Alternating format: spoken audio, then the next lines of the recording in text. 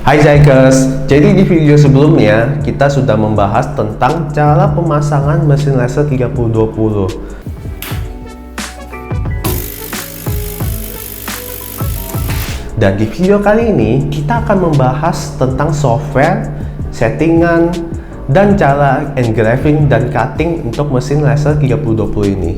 Ikutilah step by step dari awal sampai akhir. Jangan di skip ya.